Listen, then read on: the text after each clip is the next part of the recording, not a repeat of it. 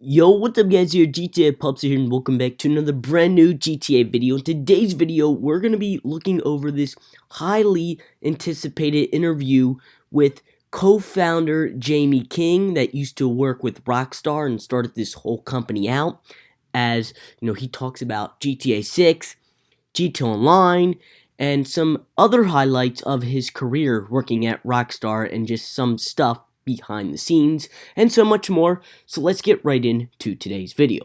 So yes guys, a group of 3 people, I believe, they have a YouTube channel called Killa the Spain, if I'm saying that right. Again, I will link all their information down in the description down below, but they ended up getting Jamie King to do this interview. Again, I don't know the backstory of how they got this interview to happen or what went about, but again it happened as it did. And apparently on their Twitter page, as I was looking to get this research for today's video, again, it looks like they teased this like about a week before they released it. So again, the hype and the anticipation was big for the community that knew this thing was going to happen. But let's start with the 2 key points of this interview that I think got the whole community stirring and stuff like that. Again, of course, a question came up for Jamie about GTA 6 and, is this thing going to happen?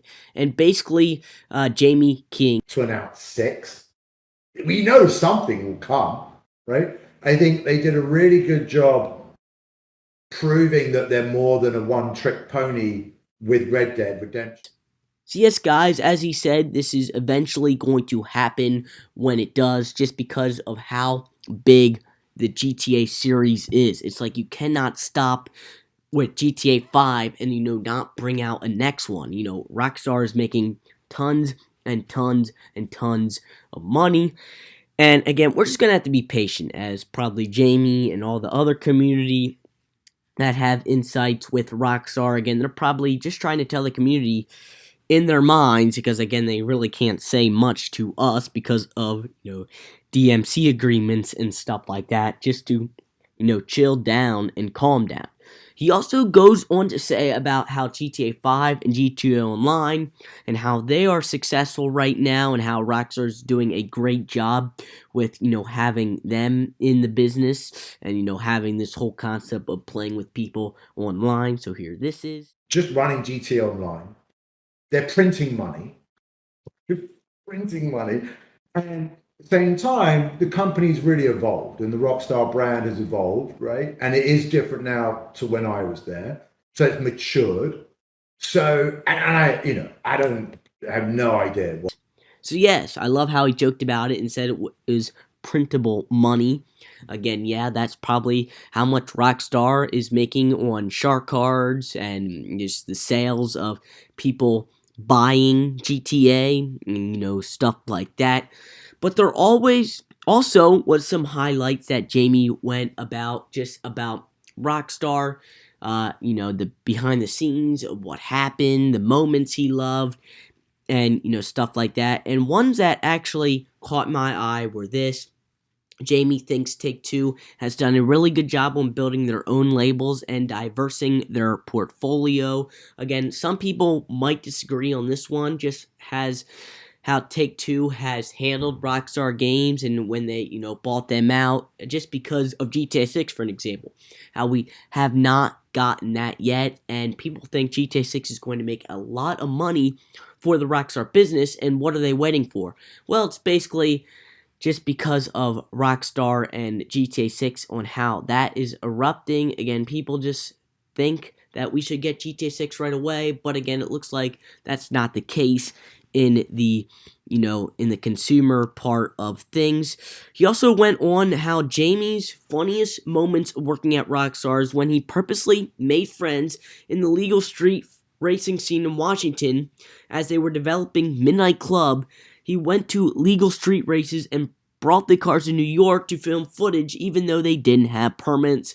So again, that's a funny one. That is a no-no. So it looks like when they were, making Midnight Club, again, they had to get these cars to make footages. Again, I don't know sure the behind the scenes of this, but again, that is a pretty funny one as well. Also, one that people probably didn't know about is Dan Houser and on the marketing team when an almost fatal helicopter crash during the Midnight Club press tour in Paris. So, wow, hopefully, well, they were okay. So I'm glad they, ended up to stay alive and, nothing really, big happened there.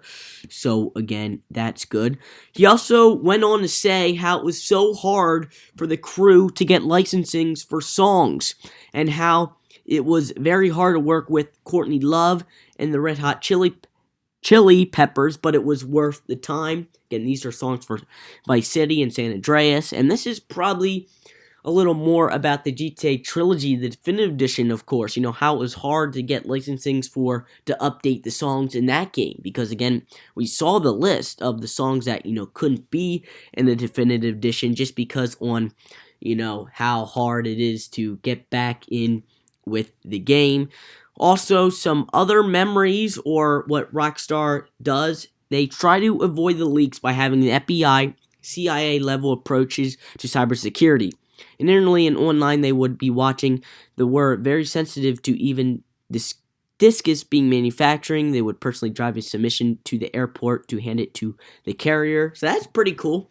Again, they have a lot of people apparently behind the scenes that deliver the GTA 5 games or the GTA series games, so they don't get robbed just because of how big they are and stuff like that. And lastly, he went on to say about the hot coffee scandal was a very big distraction to our focus just because of everything going on and how they were almost to lawsuits. And he also goes on to say how the ESRB said it would change the rating and it would impact sales, so they agreed to need it to be taken out. So again, that's another backstory of the hot coffee scandal. So again, overall, this is a very interesting interview with the co-founder of Rockstar Games that started up Rockstar with Dan Houser and Lindsay Benzie. Again, all them three guys are out of the Rockstar business. Again, I'm not sure who the CEO of Rockstar is now. Again, I would have to research that. So again, guys, if you did enjoy today's video, a like rating would be super awesome. Remember to subscribe to the GTA Pubs channel for more videos like this. Again, my name is Puppy, and I'll see you guys in the next video. Peace out.